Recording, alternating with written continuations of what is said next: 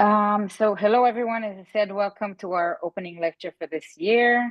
As I'm sure you all know, we return after a long hiatus due to difficult and tragic circumstances, which we hope will come to an end very soon and yesterday if possible. And if I can say on a personal note, the presence of this community and the words of encouragement that we received from so many of you really provide comfort and hope. I would also like to take this opportunity to thank my dear friend and partner in crime in the last few years of the forum, Mor Hajbi. And due to professional and personal obligations, Mor is stepping away from managing the forum, and filling her shoes is our dear and wonderful colleague Oz Tamir, right there, who brings with him new energy and fresh perspectives. And now to the main event. It is my absolute honor to present Professor Jamie Kreiner from the University of California, Los Angeles. Professor Kreiner is currently the Robert and Dorothy Wellman Chair in Medieval History at UCLA. She is a historian of late antique and early medieval history. Her research spans over a wide array of topics and geographies, from social history and hagiography in Merovingian Gaul to monasticism and animal husbandry and consumption in post-Roman West in general, and all the way to cognitive history and attention in the global early Middle Ages. Among many awards and honors, Professor Kreiner is the recipient of the Distinguished Research Professorship Award from the University of Georgia, the Jerome E. Singerman Prize from the Medieval Academy of America, and the George Perkins Marsh Prize of the American Society of Environmental History. She was awarded the Institute for Advanced Study Mellon Fellowship for assistant professors and a visiting fellowship at the Center for Medieval and Viking Studies at Aarhus University. She's an extremely prolific writer, engaged in rigorous academic publications, as well as bringing some valuable medieval lessons to a wider modern audience. Her books include The Social Life of Hagiography, in the Merovingian Kingdom, Legions of Pigs in the Early Medieval West, The Wandering Mind, What Medieval Monks Tell Us About Distraction, and a fresh new translation of selections from John Cassian's Colationes, How to Focus, a monastic guide for an age of distraction, Ancient Wisdom for modern readers. Today, Professor Kreiner will talk about sweetness and poison, musical tastes in the early Middle Ages. We will take questions after the talk. So if you have a question, just raise your hand digitally or post it in the chat. And now, without further ado, Professor Kreiner, the floor is all yours. Thanks so much for that introduction. And thanks so much to the forum for having me here, and to all of you for spending your evening on this. It's 9 a.m. in Los Angeles. I'm getting used to being on the West Coast. It's even weirder to be that distant in terms of time from all of you, but I'm so glad we have this time together here today. So the paper I'm sharing today represents really early work, and I look forward to your thoughts about how it might evolve, because it's currently very exploratory. So I appreciate your interest and your patience today. And the specific angle that I want to examine about music in the early Middle Ages tonight is its macrocosmic and microcosmic properties and the relationships between them. Music was a field where the interpenetration of the cosmic and the psychological felt especially charged to late antique and early medieval Christians.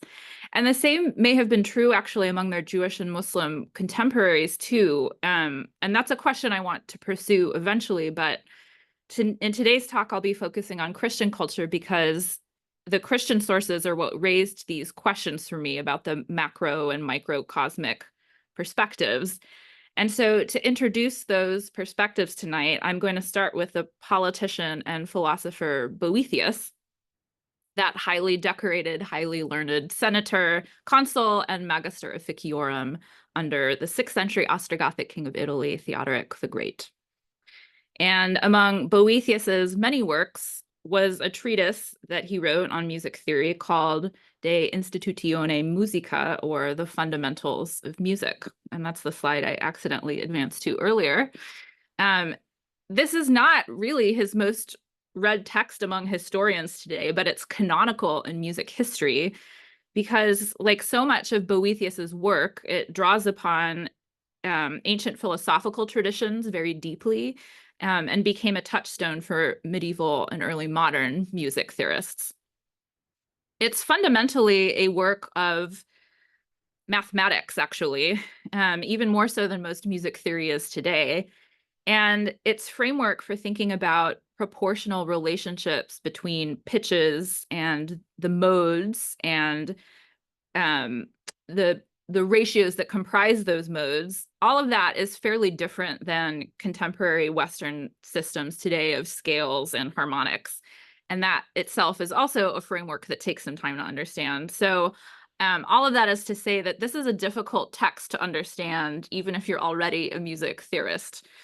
But although the subject might seem opaque to the uninitiated, Boethius was very snobbish about the value of all of this. He compared instrumentalists and other performers to enslaved manual laborers who didn't think about what they were doing. He ranked poets and composers only slightly higher than performers because their work, he said, was guided by a certain innate compulsion, what he said as naturale quodam instinctu.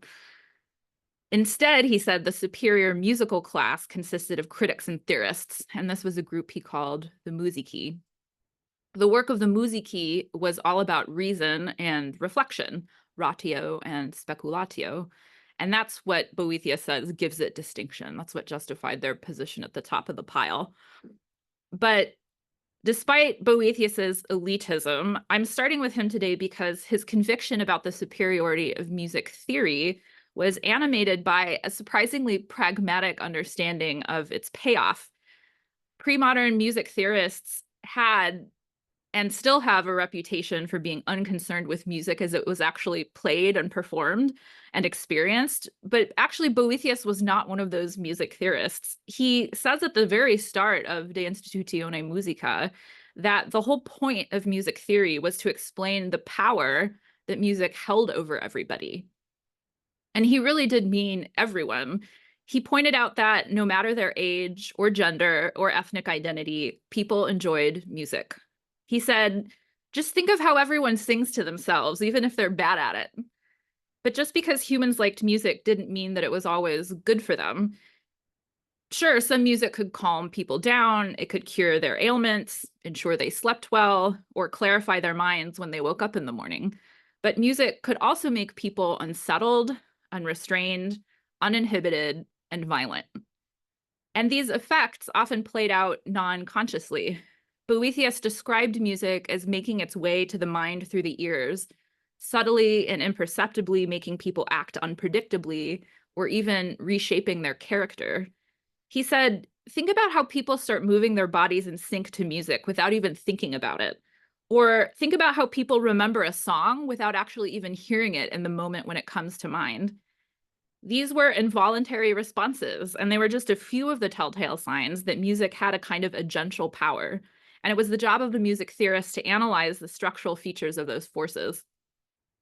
To do that, Boethius concerned himself almost exclusively with the mathematical relationships between tones and collections of tones.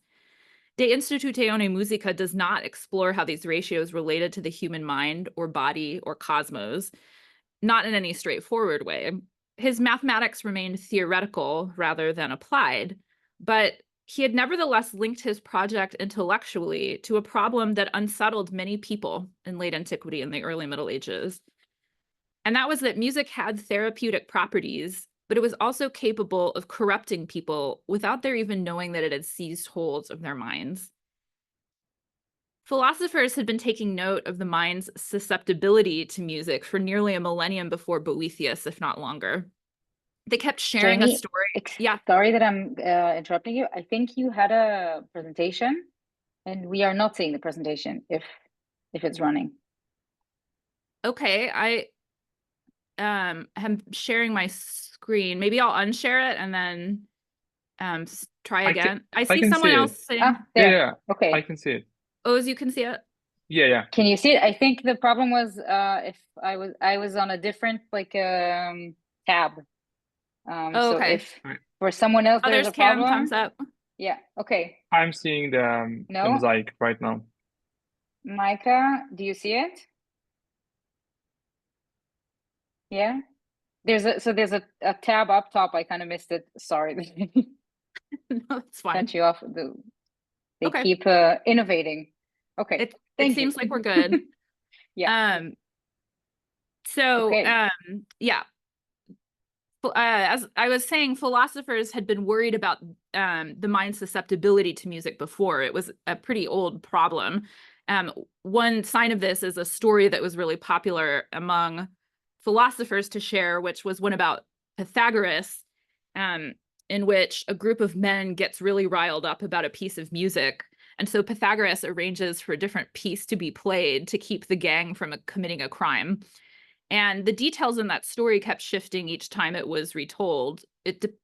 Different accounts had different musical parameters, or how many men were involved, what crimes they were going to commit or had committed, and then what kind of music diffused the situation too. But all of these different versions were shared to underscore the same basic punchline, which was that music was powerful and that its forms had consequences.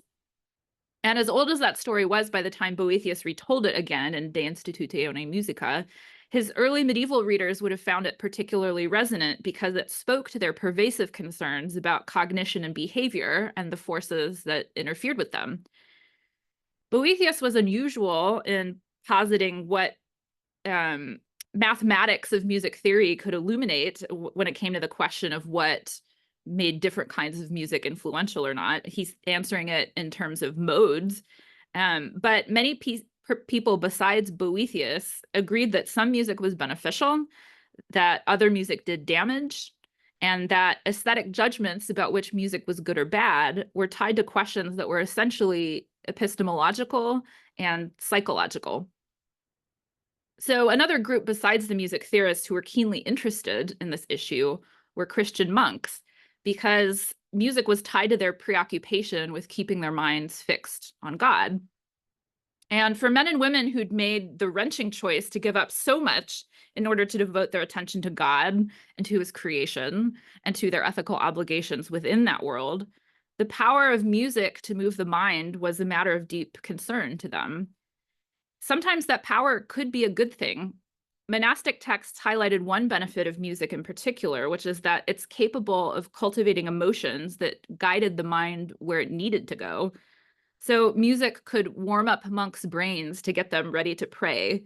Music could make them weep, which they saw as a sign of the mind's genuine gratitude for God and his boundless compassion for humanity. Music could turn their disagreements between each other into joy and awe. Isidore of Seville, writing in the 7th century, put the benefits more bluntly. If farmers constantly sing gross love songs while they work, using stories and sing-song to keep their hands moving, monks could and should work even harder to keep their minds on God through psalms and hymns. So there were forms of good music and good uses for music, but Isidore's reference to filthy love songs, or amatoria turpia, also points to the fact that a lot of these Christians thought that music had more sinister powers to draw a listener down darker paths of desire. And monks were close analysts of cognition and cognitive practices, so they attributed unexpected and intrusive thoughts to demons, and catchy tunes were part of the demon's psychological arsenal. For example, there was Mary of Egypt, whose widely popular life was written in the 7th century. And in that narrative, Mary had been a sex worker before becoming a solitary ascetic. And among the trials she suffered after her conversion, according to her hagiographer, was not being able to get sexy and demonic songs out of her head. To take another example from Joseph Haziah, who was an influential East Syrian monk of the 8th century, he warned his fellow monks that among the combatants they could expect in their cells, one would be a demon composer who wrote songs that made monks sexually aroused to the point of making them want to quit. Later that century, Behesho Kamulaya lamented that the minds of many solitary monks are being injured by that song-composing demon. Moralists warned that attraction could work in the opposite direction too, actually. So the monastic founder Bar Idta is said to have advised a wedding party to ditch wedding singers who traditionally accompanied the wedding procession in favor of psalm-singing clerics. But the wedding party didn't want to break with custom, and so the usual songs were sung. And this drew demons to the festivities, and the demons accosted the celebrants. The bride herself even tore off her clothes, and Bar Idta said he'd told them so.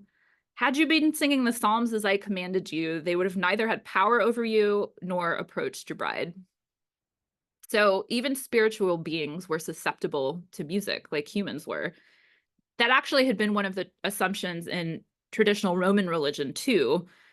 But bodied beings like humans were even more vulnerable because, as Boethius argued, a kind of imperceptible music governed the relationship of body and soul to each other and kept the soul's different parts together and coordinated all the body's parts too, like a set of simultaneous symphonies. The structure of that music was the same structure as the music of the cosmos, and it was the same structure as the music that humans could actually hear. That was why Boethius said that music is so naturally united with us that we cannot be free from it, even if we so desired.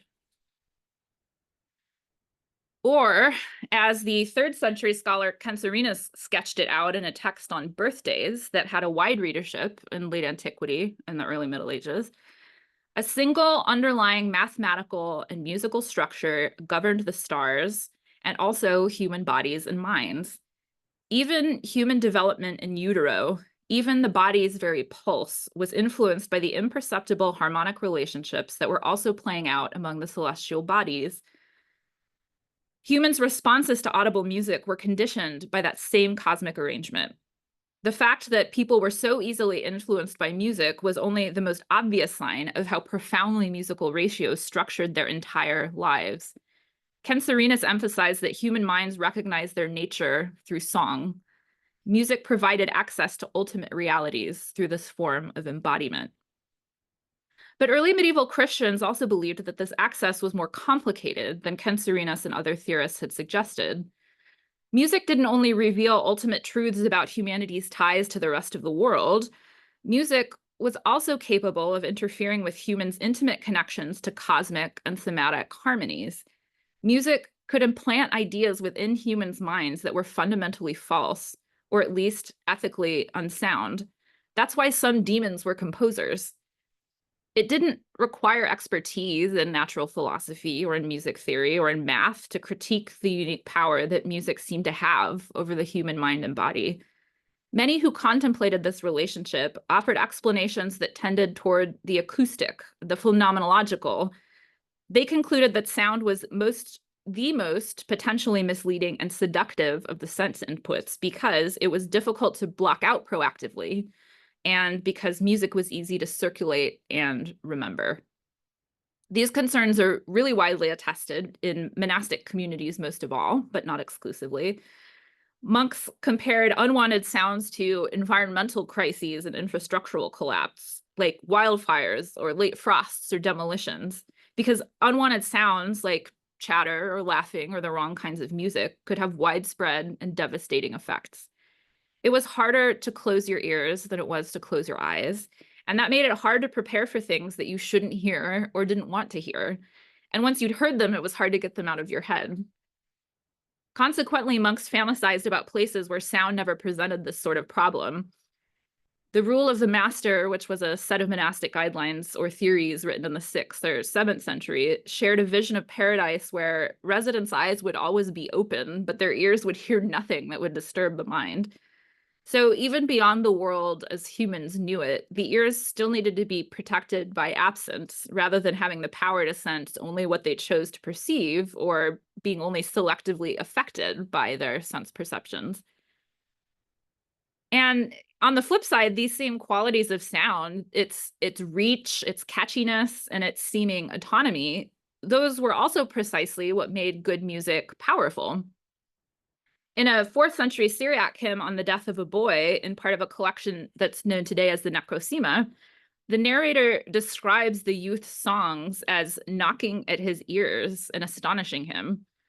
And even though the boy is dead, his music and his voice are not, and neither is their power. That's something that the use of active participles here underlines, and this strange elision of past and present that music makes possible. So sweet music could do damage, it could do good. A third possibility that it would do nothing at all. And that's something that Jerome thought about. Jerome here is comparing people who applaud good sermons in church, but don't change anything about their behavior, to people who love to keep singing the songs from theatrical shows they'd seen. Both were forms of self-deception, or maybe more precisely, both were basically unproductive. Sweet sounds in these cases were a superficial distraction, but not personally transformative. They didn't do anything to you at all. But Jerome only notes scenarios like these in passing. It's a drop in the bucket of a very beefy commentary he wrote on Ezekiel. And this short passage here, in which Jerome imagines God complaining about Christians' superficial engagement with sound, is his gloss on the penultimate verse of Ezekiel 33. To them you are like an erotic song whose voice is melodious and who makes sweet music. They hear your words, but do them they don't.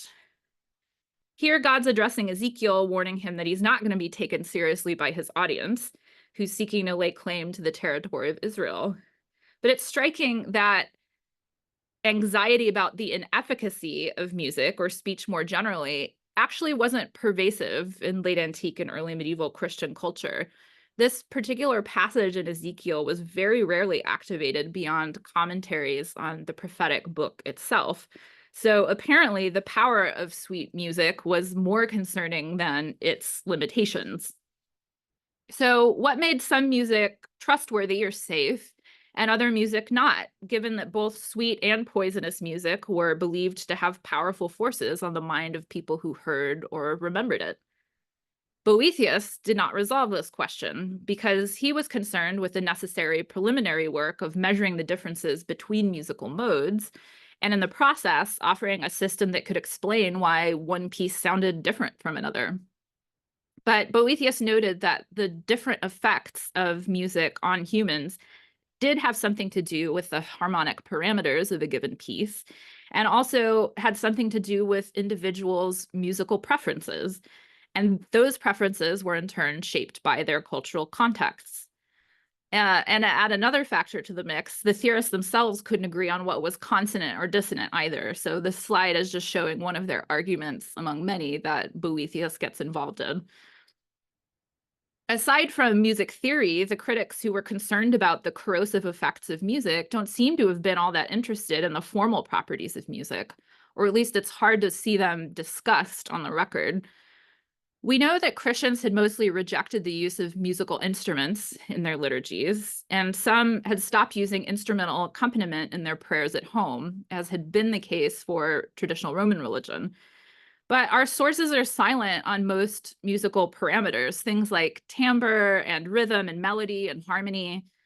It's hard to know what characterized acceptable vocal music in worship, or what characterized acceptable music in non-ritual contexts. That's partly because Christians couldn't agree on the answers to these questions, even when they were speaking abstractly about them. So to give one extended example, comes to us from the well-documented 4th century case of the Syriac-speaking deacon and poet Ephrem.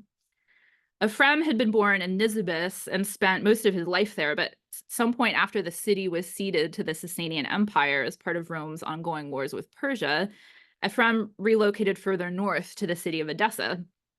Once he'd moved, he was so appalled by the varieties of belief that he encountered in the town that he wrote a major set of poems combating these putative heretics. Ephrem's primary targets in these poems are Marcion, Mani, and the less well-known Bardesan. All of them were dead by the time he got to Edessa, but they still lived on in the names of their acolytes, the Marcionites, the Manichaeans, and the Bardesanites.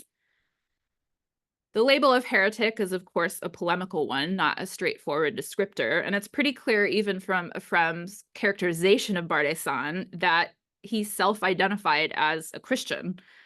Ephrem says that Bardaisan composed 150 songs or psalms in an attempt to style himself as King David. And although Ephrem says this to profile Bardaisan as unconscionably presumptuous, even Ephrem can't deny that what Bardaisan wrote was beautiful. These psalms were full of verses and melodies that Ephrem frequently describes as sweet, which was a common word across the languages of the late antique and early medieval Mediterranean to describe attractive music.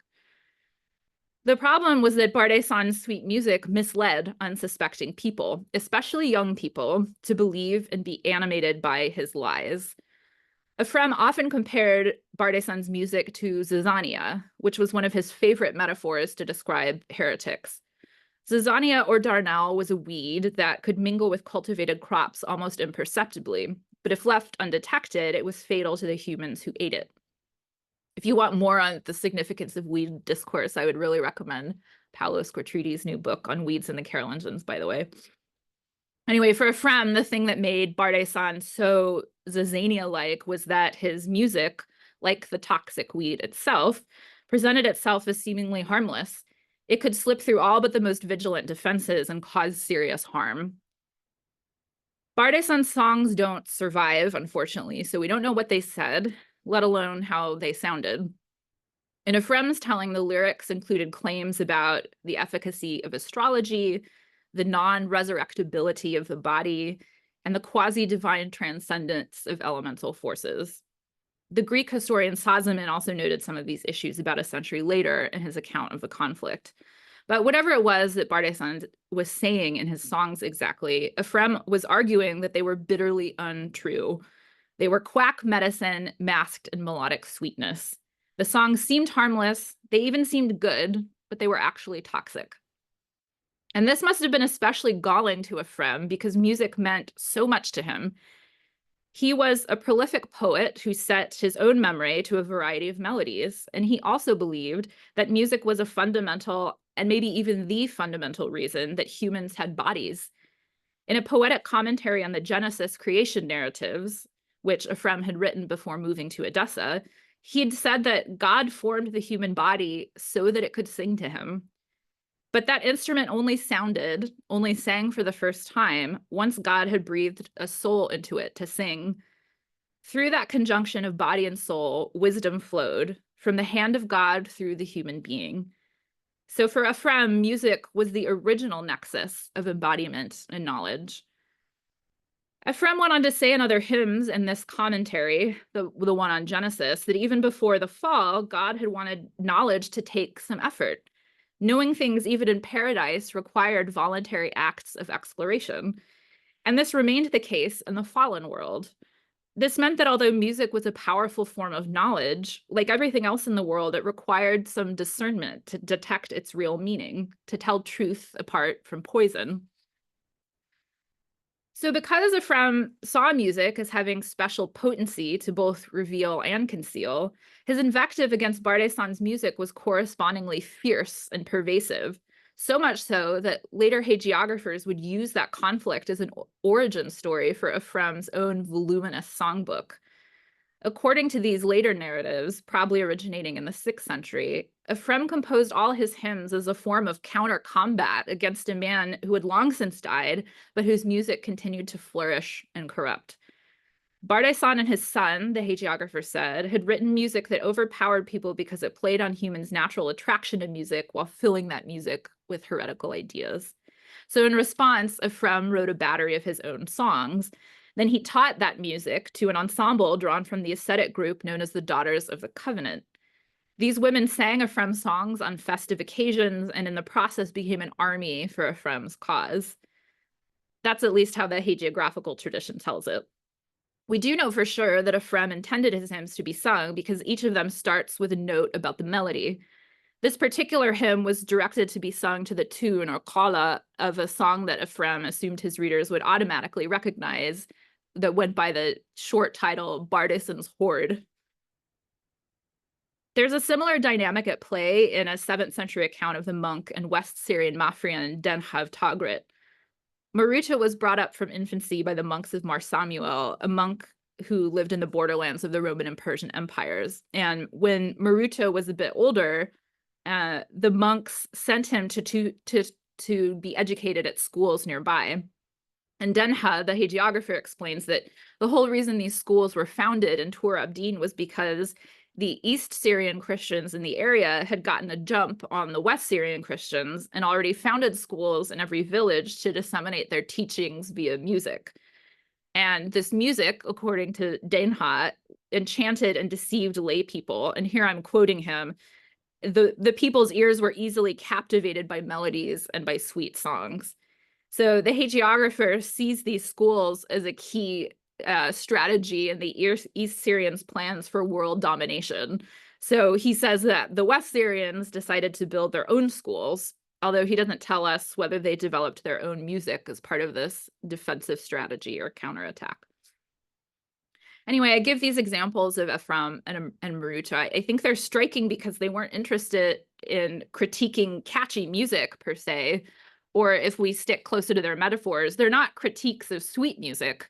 Instead, they were taken as critiques of the abuse of the power of such music. Back over in the western part of the Mediterranean, Augustine of Hippo had once compared heretics to dissonant singers in a choir, but he said this out of a sense of alarm that Ephraim had also shared. What concerned Augustine was that heretics didn't sound dissonant on their own without the contrasting truth of faith, of the real faith. And without that context, toxic ideology could actually sound beautiful. It could sound sweet. And Augustine himself knew what it was like to compete with the music of opponents. In North Africa in the late 4th century, not long after Ephraim's energetic flurry of compositions, the conflicts between Christian sects that historians call Donatists and Caecilianists were propelled by each side's respective soundtracks of rhythmic shouts and songs. And sometimes those chants would erupt spontaneously in a crowd, but as Brent Shaw has pointed out, more often this choral warfare was actually the work of a bishop or other leader who deliberately used music to mobilize collective sentiment and fuel violence. Augustine himself even wrote a song for this purpose. It was structured as an ABC acrostic with rhymed lines, a refrain, and a beat that mapped onto the stress accents of spoken Latin rather than employing a formal metrical structure. Augustine intended this song to pulse through the ignorant and uneducated members of his congregation, people he refers to as imperitii and idiotai. It didn't even take a manipulative heretic for sweet music to do damage. Some critics noted that even neutral songs, or obviously good songs, could be harmful. So a song that didn't have any negative meanings whatsoever could accidentally trigger some sexy memory, which was an example that John Climacus gave in the 600s. Or if it was performed improperly, like if you were singing the liturgy like a hot shot, it could make a monk morally lackadaisical, which was an example that the Bishop Valerius of Bierzo gave in the 7th century. We already know from sound studies that what counts as noise changes over time, and so do our techniques for hearing or not hearing things, like learning how to use a stethoscope or a phonograph by differentiating between important sounds, and then we decide what are the noisy byproducts of technological mediation that we can ignore. At the same time, our motives for avoiding noise or reducing noise also change. So some examples from the 20th century is when a priority is workplace efficiency versus hyper control about environment versus a concern about noise pollution, our acoustic infrastructure will change accordingly. But alongside those kind of diachronic changes, there's always synchronous heterogeneity. And in late antique and early medieval Christian culture, there was no consensus about the appropriate way to handle the power of music to captivate people or to distinguish valuable sounds from noise. The advice that Be'asho Kamalaya gave in the 8th century speaks to their ongoing ambivalence about this. He said that frequent psalm singing could help monks reach a state of purity or clarity, but once they achieve that state, they shouldn't recite psalms out loud anymore. Instead, they should turn to inner recitation and meditation because the mind would otherwise be invaded by sensory inputs. He said, as often as the tongue changes and plays its harp with an audible tune, the inner guard is loosed, and turbid waters come into the soul, and they stir up its stability with the foam of agitators. It's clear that for many Christians, sweet music exercised an undeniable pull on the mind. That's pretty clear by this point. And its unique forms of sensory engagement possessed a special double epistemological power. What I mean by that is through the activation of body and mind, music could either convey a deep and clear knowledge of macrocosmic realities, or it could obstruct that knowledge and substitute instead an ersatz vision of the world that seemed real, but was in fact dangerously untrue. But one of the most difficult things to tell is, at least on the basis of the evidence we have at the moment, is whether critics beside Boethius thought that musical structures, not just the lyrics, but these other formal musical parameters, were worth analyzing for their differential psychological impact. There's faint clues that people did think that different properties made a difference. So Ephraim had chosen women to sing his psalms, or his protest songs, which suggests that he was invested in timbre as a kind of formal property, or the fact that Augustine concerned himself with stress accents in his sonic wars against the Donatists indicates that he was interested in the psychology of rhythm. But it's hard to tell if certain formal features were ever deemed completely unacceptable, whether certain musics were thought to be misleading on the basis of their sonic properties alone. And I want to turn briefly to a couple of examples of debates in a much later Christian culture, in American popular culture in the 20th century, just because I think it casts the potential for these arguments in an interesting light. So there's the founder of the Salvation Army. I'll open with a quotation from him. His name's William Booth. He is said to have asked once, "Why should the devil have all the best tunes?" And he advised putting Christian lyrics to well-known songs that originally had nothing to do with Christianity. For Booth, the problem isn't music at all. It really is just the lyrics.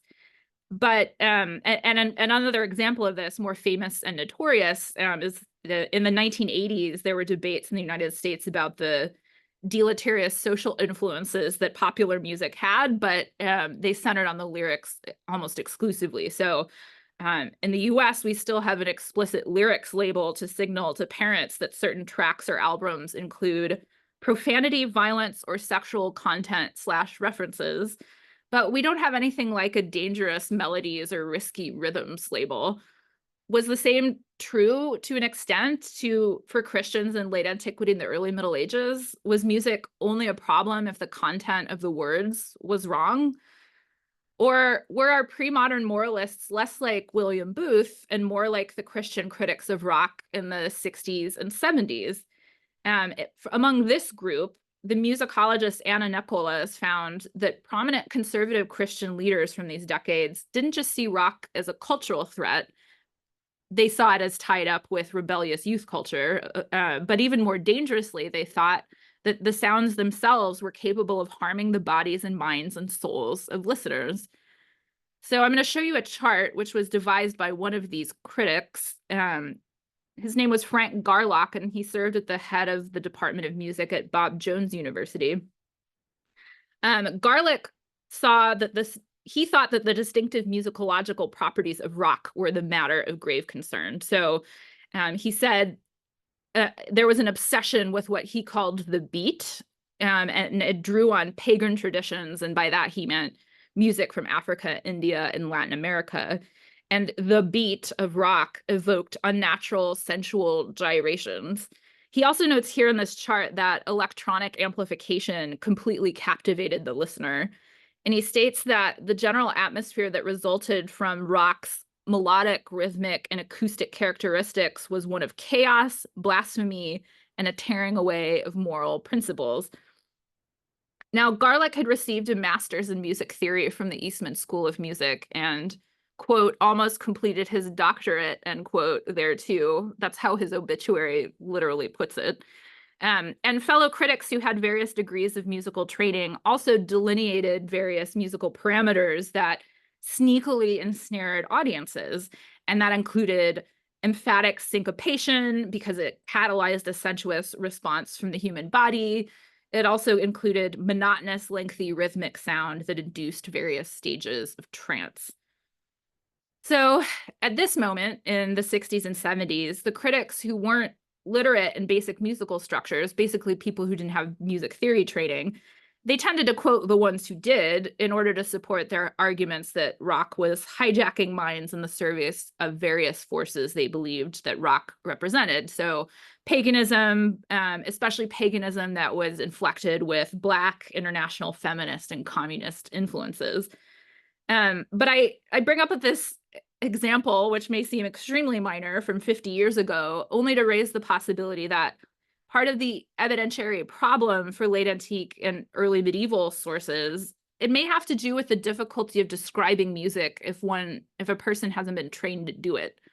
So I'm going to borrow a metaphor from Regnault of Prüm, who wrote a treatise on music at the very beginning of the 10th century. He said, music theory was like a deep, vast forest surrounded by a dark fog. Even people who wanted to explore music theory and the power that music had over their minds would find the goal to be elusive because it was very arcane, or at least very highly specific vocabulary and modes of thinking. Another alternative, and this will be the last one from my arsenal of American examples, is that maybe the early medieval situation was more like Christian rock since the 1990s. Sociologists who study this period have pointed out that by the 90s, Christian conservatives had largely embraced rock music and tended to argue about the lyrics again, rather than about whether the music itself was invidious. So their leading questions were things like, could Christian musicians have parallel careers and write lyrics that weren't overtly Christian? Could they write lyrics with probing questions and criticisms of their faith, even though they still endorsed it? Or should they stick to bland platitudes about Jesus? Those were the driving concerns in the 1990s, anyway. The music itself wasn't a matter of much concern, and maybe that was the case a millennium and a half earlier. I've been toggling between various moments in US history to consider scenarios that might plausibly mirror the early medieval situation, but I don't have an answer for which is most likely to have held. The picture does open up a bit once we start finding musical notation in the Western record in the 9th century. Now, the early chant manuscripts cannot tell us what a performance sounded like, but they tell us enough to reveal a range of compositional approaches to questions like how elaborate should melodies be, or how dense should the movement of notes be relative to the density of the text, or which text should be paired with which melodies, or what sort of patterns should recur and how often should they recur. Composers in Francia, for example, tended to pair certain pitch ranges and intervallic habits and melodic patterns to certain text genres, whereas composers of old Hispanic chant were more sparing in their use of recurring melodic features to make more of an impact when they did deploy them. And what all of these chants tell us is that composers were making choices that involved aesthetic and ethical judgments, including judgments about whether and how to harness the psychological power of such music. The chant scholar Emma Hornby, for example, has posited a connection between the melismatic exaltations in old Hispanic chants from the late 9th to 13th centuries and Isidore Seville's suggestion that wordless forms of praise could unite singers with the angels. This was of a piece with Isidore's conviction that wide-ranging and unexpected melodies could and should be used to prompt emotional reactions that fostered a deeper commitment to Christianity.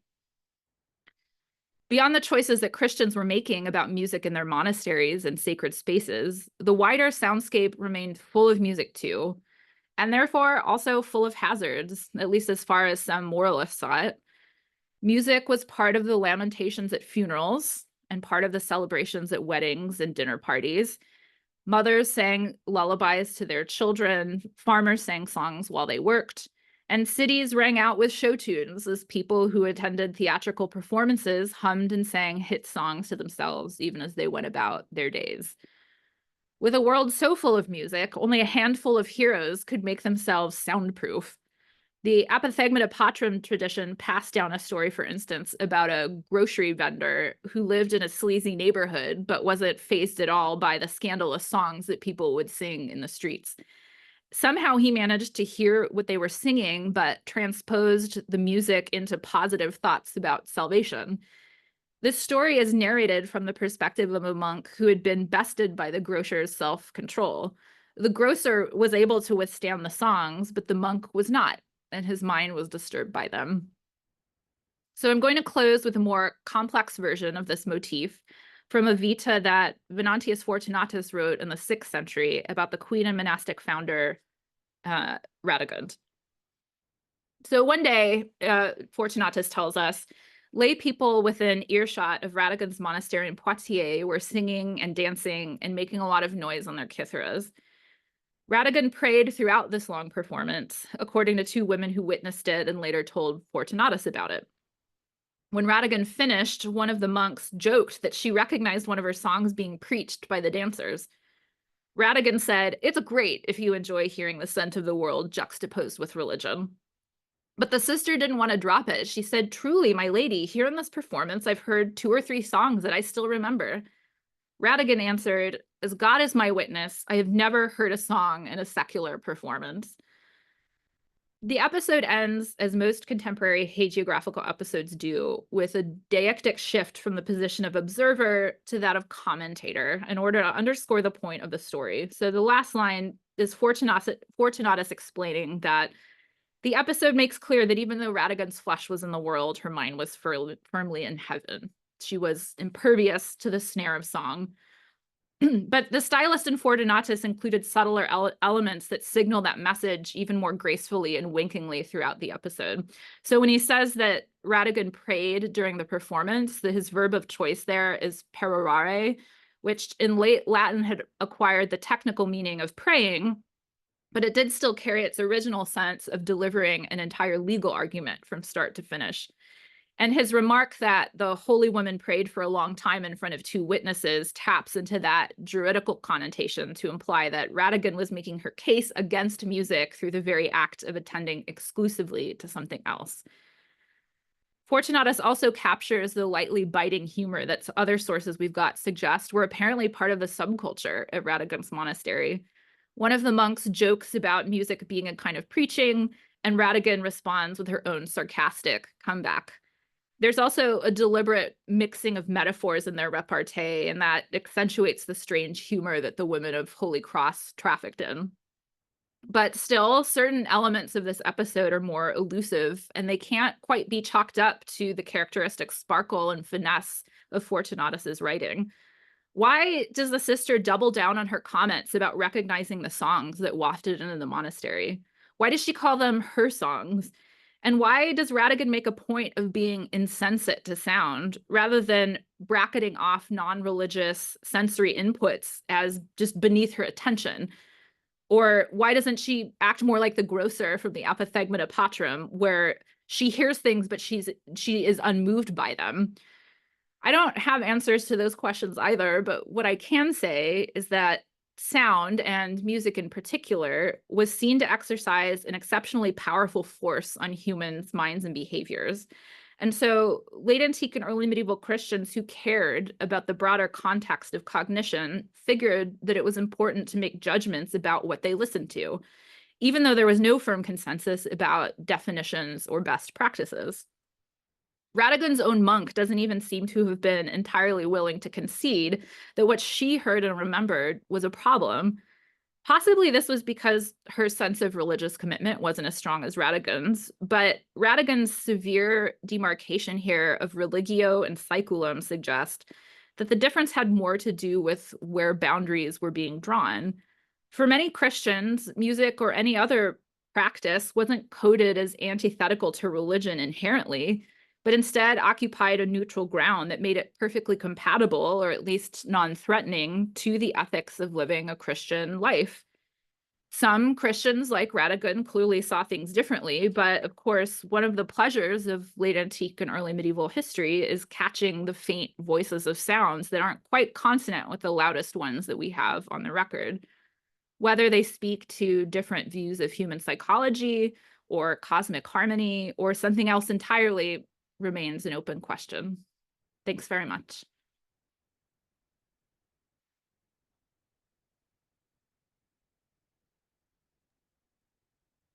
Thank you very much. That was a very interesting and exciting talk.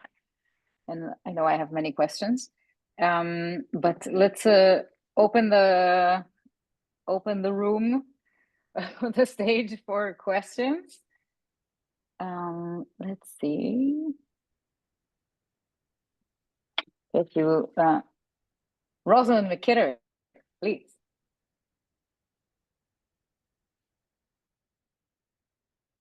Rosamund, I think you're still muted. One second. Sorry, can't be too safe. There, now you can unmute yourself. Right? No? Again. Right. There we go. Okay. Thank you, Jamie. That was a wonderful talk. I thoroughly enjoyed it. Just the one thing on the end, with Venantius Fortunatus becoming really famous for his hymn writing, Mm-hmm. singing thereof, and the whole later medieval tradition going right through of the setting, and of course then thinking about Ambrose and his hymns, and the reason that he wanted people to sing them was to frighten off the Arians. I was wondering whether there's an extra layer, especially to Venantius' comments about the music and the hymns, and Radigan's rather sniffy response.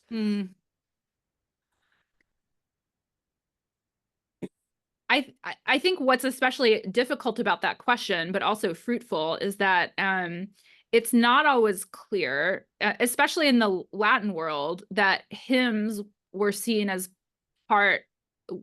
music at all. I mean, on the one hand, they very obviously had melodies. They were described as being sung rather than spoken, and so at the same time, the semantic class of this kind of literature, yeah, I'm still trying to figure out whether it's sort of slotted as not music, because then it doesn't enter the territory of problematically psychologically influential, or whether and how consistent really that demarcation is between hymns and music more generally. So yes, I very much appreciate that suggestion. I hadn't thought at all about Venantius himself being a composer, and that inflecting the scene in some way potentially. So I appreciate that. Yes. Thank you. Andre, please.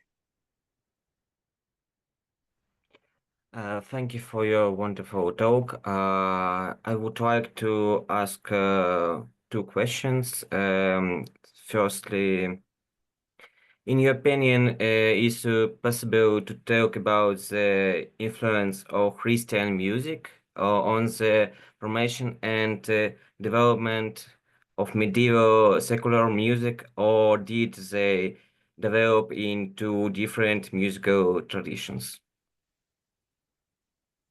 That's a great question.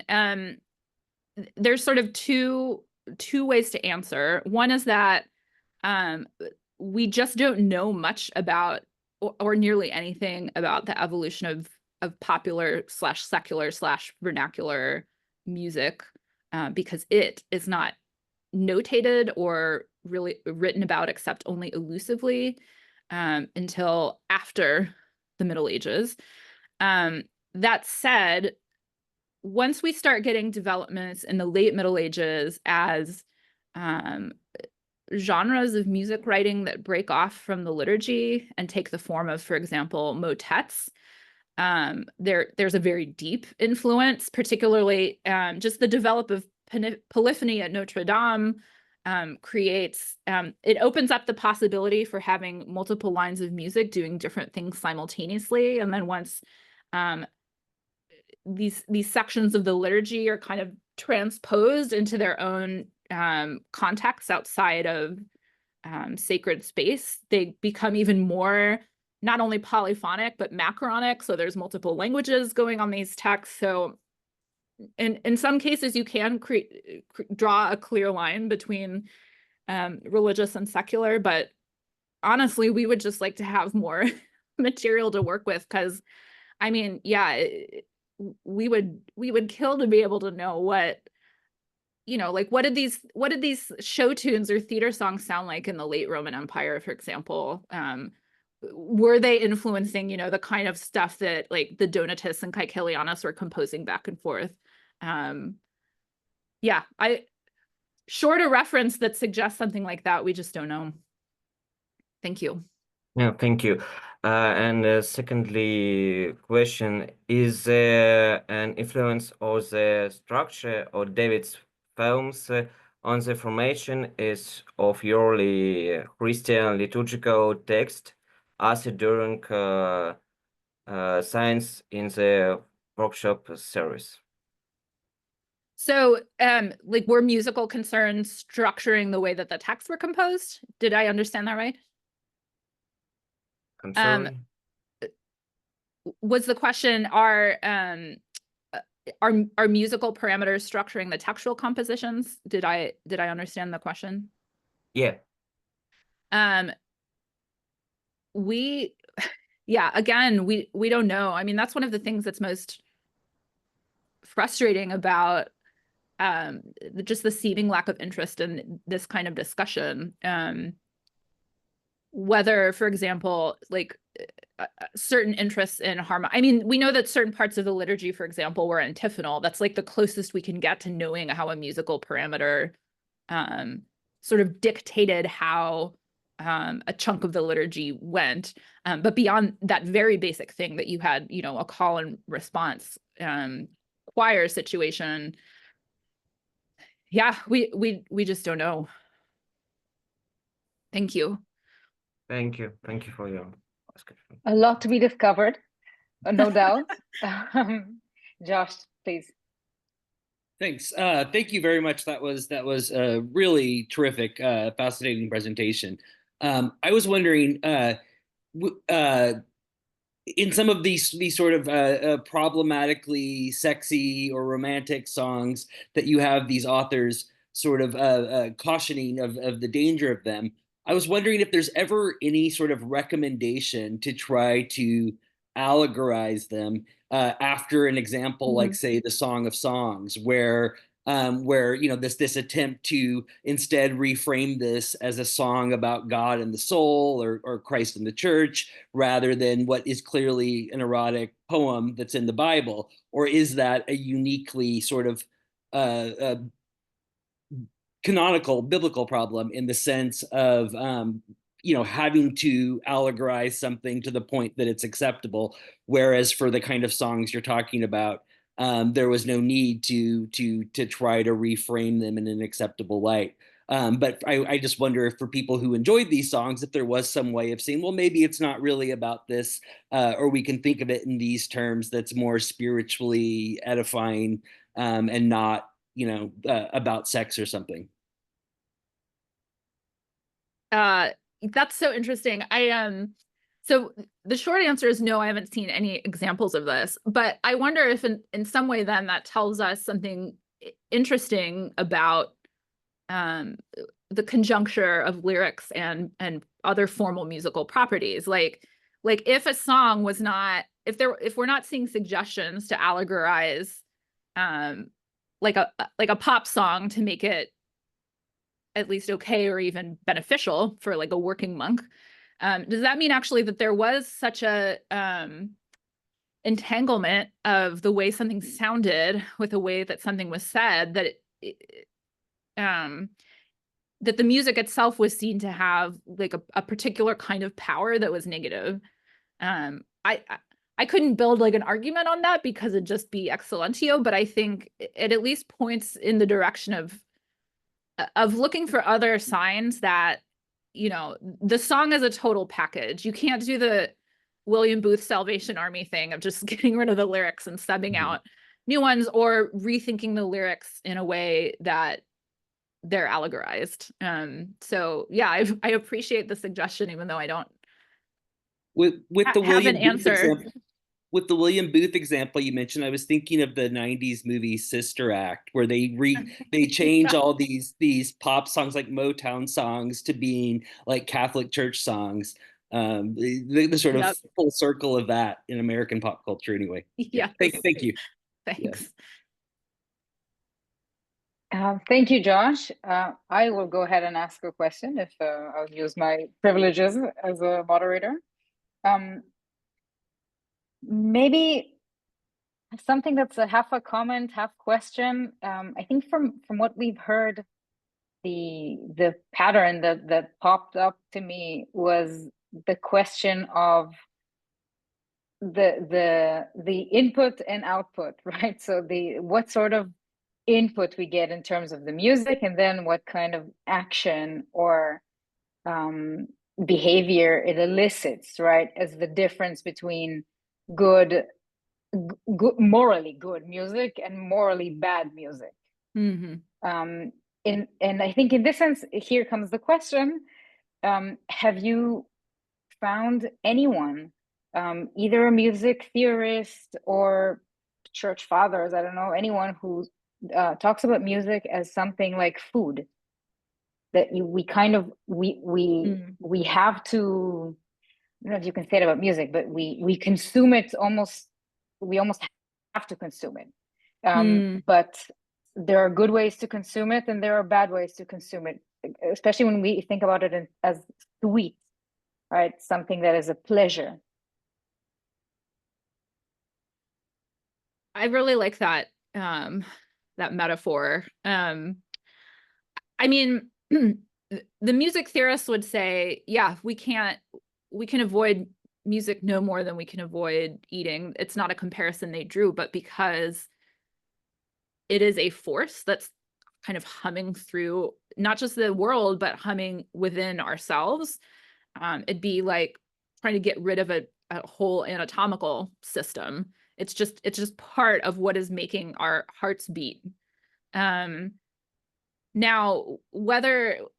it would be really interesting to explore what the implications of that is. Although no one seems to say like you need music, like you can't get rid of it. Like it's good for, like it's essential for your body. The fact that so many people agreed that it was healthful. I mean, in the same way that medicine or food wasn't just something you ate for fuel, it was also medicinal. Like you would make certain food selections on the basis of what it was your body needed to be recalibrated or balanced out.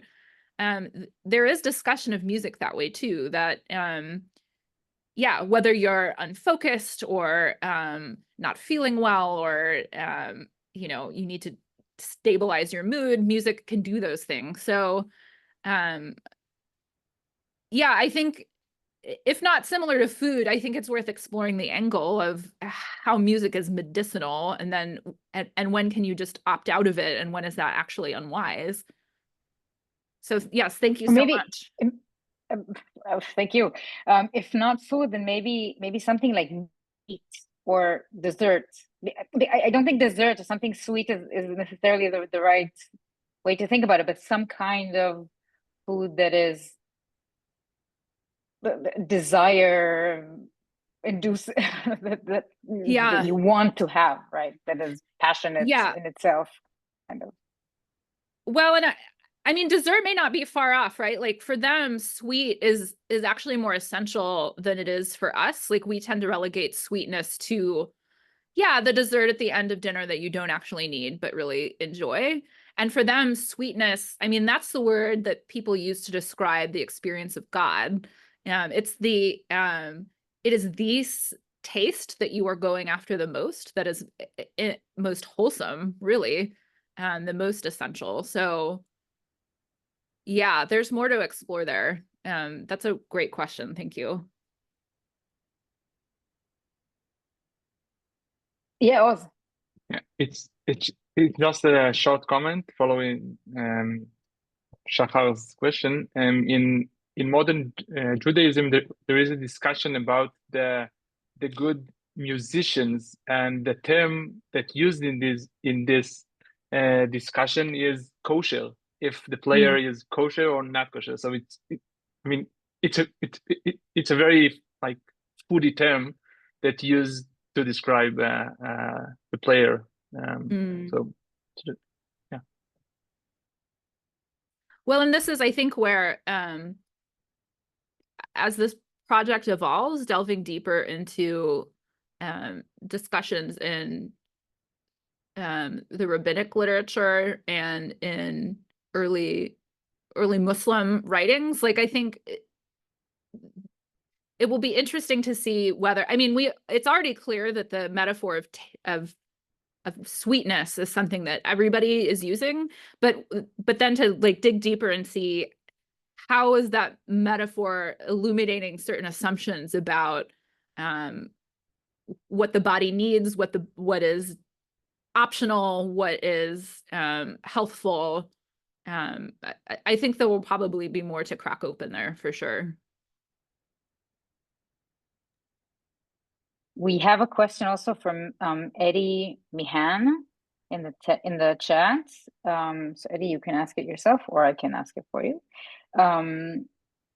He says thank you for a really interesting paper and discussion so far. Have you come across anything on the effect of music and songs on crowds? Is this somehow more problematic than smaller settings? Great question, Eddie, and hi, Eddie. So there's a great literature on the role of music, but sound more generally in the late antique crowd, especially given the late Roman culture of acclamation as an essential part of the political process.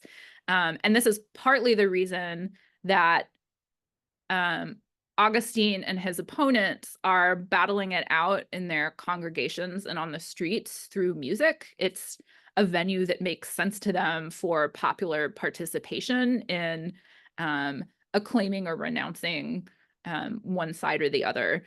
And so that's sort of one dimension in which the role of music in crowds is actually essential as a kind of mobilizing factor. Particularly in a time when there's, you know, a fairly high degree of participatory literacy, but not most people are not literate personally. So it's also one of the most efficient ways to get a message going, in addition to having this very important psychological dimension that actually gets people participating in something collectively and quite quickly in a way they might not otherwise if you worked through another medium. Monks also saw the flip problem, which is that music and sound more generally can kind of create aggregate behavior where it's deeply unwanted. So even where music is just one person humming to themselves, it really risks spreading like wildfire across from your neighbor into them. And so soon, like a whole group of monks has the same song stuck in their head. So in a way, unless you're like by yourself in a room, and even then, you know, you can still have something stuck in your head, music scales up very rapidly from the individual to the collective. So yeah, I think that's a really important point to underscore, that it's very slippery between the individual and the collective when it comes to how music works. Thank you. Simon or Simon?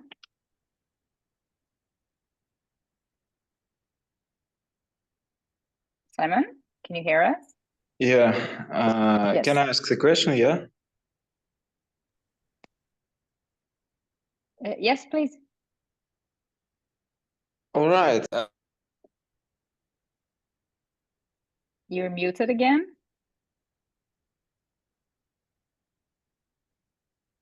Simon, you're muted. So we'll take a question from Jesse and then get back to you, hoping that you can get the microphone in order.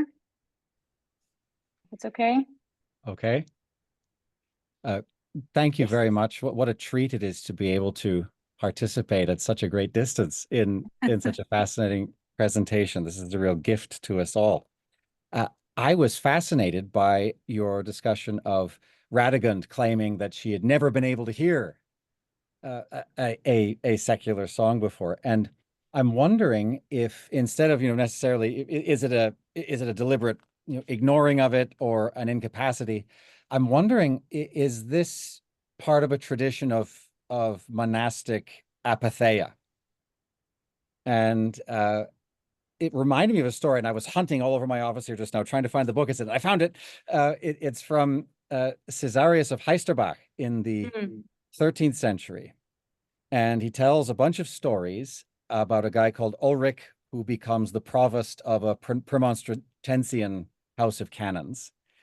And people complain that he's unwilling to take novices out on trips outside of the community. And then there's a story about why he's unwilling. And it says, it befell on a day that he took with him one of the youths, and as they were together, talking of I know not what, they met a comely maiden. The provost of set purpose reined in his steed and saluted her most ceremoniously. She in her turn stood still and bowed her head to return his salute. When therefore they'd gone a little further, the provost, willing to tempt the youth, said, Methinks that was a most comely maiden. Believe me, my lord, replied the youth, she was most comely in mine eyes also. Whereupon the provost answered, She hath only this blemish, namely that she hath but one eye. In truth, my lord, replied the youth, she hath both her eyes, for I looked somewhat narrowly into her face. Then was the provost moved to wrath, and said, I too will look narrowly into thy back. I'm going to thrash you. Thou shouldst have been too simple to know whether she were male or female. And it seems that there is to be cultivated a kind of sensory indifference to things that could be tempting. But on the other hand, once you've gone really far in monastic discipline, you get to a place like St. Bernard of Clairvaux, who shocked his monks when he embraced a woman in his arms. And they weren't shocked by the scandal of it, but rather that he'd progressed so far in holiness as to feel that it was safe to do that. Right? He was so indifferent to her as a potential sexual temptation that it was safe for him to embrace her in his arms. I'm wondering, is this something that you could find in the tradition, right? Does this go back to, I don't know, the Cassian's conferences or something about, or Evagrius Ponticus or something, cultivating that apatheia where you're not affected by things that are around you? Yeah, I mean, it goes back to the apathegmata patrum, if not earlier. There's a story of very similar to Caesarius of Heisterbach's. A group of monks is on the road. A group of women monks is coming the other way. The men get off the road, and the leader of the women says, "Why did you do that?" And they said, "Well, we're trying to avert looking at you directly." And she says, "You should have not even noticed that we're women." And it points to the same debate that you that are alluded to in the examples that you gave, where and sometimes it's not even about how advanced you are as an ascetic. Sometimes it's just completely different approaches or takes on whether that you should limit your body's interaction with things in the world, and that's the best way to be unaffected by them, or whether you start with your mind first so that your body doesn't even perceive things in the first place. And yeah, I do think Radegund is one take on this. I mean, clearly she would have had many occasions to hear secular songs. She hosted banquets all the time, and that's where some of the most lively music was. Maybe, at least the ones that her husband hosted, there would have been music at, if not the ones she personally was in charge of organizing. But her answer is so unusual. I mean, at least in early monastic literature, there's a clear there's an interest in saying, well, the music was there, but I didn't hear it. For her to say, I've just never heard it, it's at least an unusual, is she so advanced that it didn't even occur to her that music was sounding?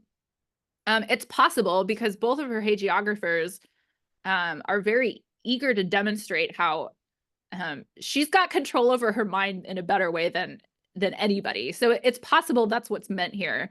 But yeah, it is tapping into this larger debate that I think, yeah, I should attend to more, and thinking about how conversations about music are also just more general. They're more generally relevant to the question of sense input and control, whether it's somatopsychic or psychosomatic. Oh, just one little reaction there. I mean, yeah, so you've looked into this already quite deeply. I'm wondering, is it possible when she says she's never heard, does she say, I've never heard a secular song? Is that what she means? I forget what the text said, because I'm wondering if she is of such a disposition or so advanced that every music she hears is sacred. Like she can't help but hear it as it ought to be, maybe, rather than as it is. I don't know. Yeah.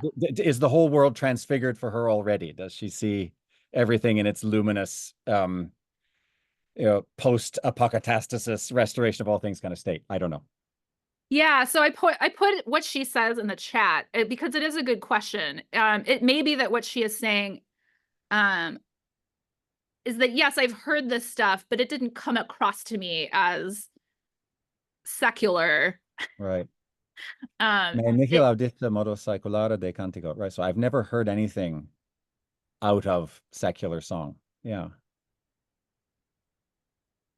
So yeah, it's I don't know if I will ever be able to answer that point of difference in your question, but I like that it's a possibility that's raised. Like she's hearing something. It's just she's more like the grocer in the apophthegma patrum. She's like, her brain is just transmuting it into something else. That could be what she means. Yeah. Okay. Thank you so much. What a treat. Could I interject on that? Yeah.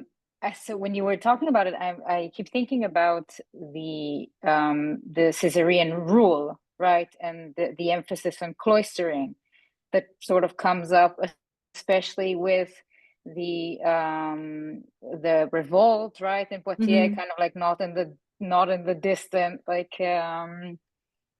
history, I believe, or maybe it hasn't happened quite yet. I'm suddenly not sure, but the rule is there, right? She brings it. It means something. It's important. It's kind of like, okay, once you're in, and that's it. And I wonder if there's no if it could be some kind of a wink to the rule, right? Cloistering is very good for you in the sense that anything that's of the saeculum is outside of the paremesis in any possible kind of mode. Yeah. And the other nuns' memory of the the other nuns' memory of the songs, right, are sort of a failure of hers to adhere to the rule properly. Yeah, I actually don't remember how deeply Fortunatus is committed to representing adherence to the rule in his texts. It could be that may be irrelevant actually, and it could be that Radigan legitimately was trying to underscore, like, look, there's a reason that we don't let people in and that you don't go out. It's music is kind of screwing with that emphasis on clamping down on interpenetration.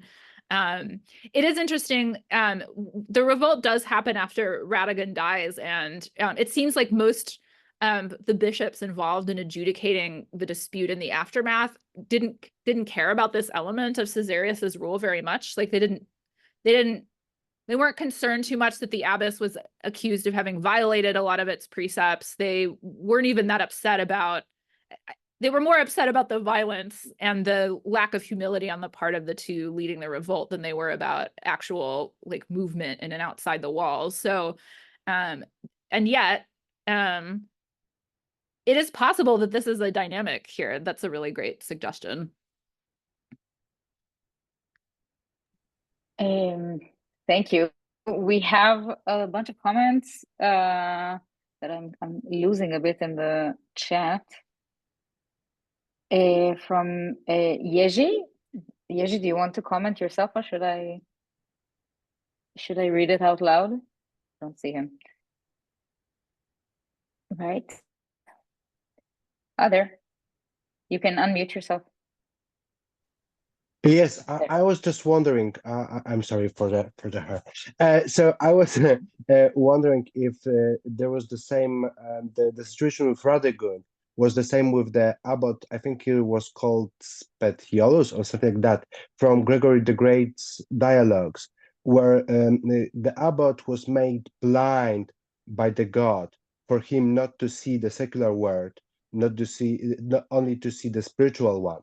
So so he was using only the eyes of his soul, not the eyes of his body. And that, Gregory is using the metaphor quite often, and I know that Augustine knows it, and a bunch of others as well. So I was wondering if you came across things like eyes or ears of the body and ears of the soul, and that maybe, well, Radegund was made deaf by God in order for her to hear only the spiritual realm and not the secular one. Thank you. Thank you. This is another, I think, testament to why this discourse is worth connecting more firmly to the debates that are going on about music. I would say the specific case that you find in the dialogues is not something that either Fortunatus or Badinivia would have really endorsed for Radegund, because they're so emphatic that about her own self-control. It's just it would be incongruent with that motif and that sort of character trait that's a leitmotif running through both hagiographies, to suggest that her insensate sort of posture towards these songs was something that was imposed on her from God. I mean, of course, she's subject to God. Of course, things can only happen through his will and involvement, but she's very proactive as a hagiographical subject, and so this is something different here, I think. Because if I may add, that you train yourself in order to not to hear, well, not to see the secular world. So this is something that you should strive for as a Christian, right? To see beyond the secular world to the spiritual one that you ought to observe. So yeah, I think that even if Radegund was not hearing the spiritual songs, then the with her secular ears, this would mean that she was quite proactive in this regard. But obviously, this would require the grace of God for her to achieve such status. But yeah, well, thank you. Well, and Badinivia gives a kind of like a different she gives you like a different peek into Radegund's regimen. I mean, basically, she's saying the reason Radegund can concentrate as much as she can is because she's reciting scripture incessantly. Like, even when she's asleep, people can hear her saying it. So there is a sort of methodology that she's committed to, or at least in Badinivia's representation of her, where you're just flooding the mouth and mind with something and leaving no room for anything else to enter. I think we have a very interesting comment from Jesse on this regard. Jesse quoted a line from the prologue of Benedictus' rule. The ear of the heart, yes. Yes. So maybe this is what we see here with, I mean, it's a different rule, but maybe it is what we see with Radegund. This is very interesting. I am afraid we have to finish. Thank you very much. It has been absolutely wonderful to be back. And thank you again. Please join me in thanking Professor Kreiner for a wonderful talk.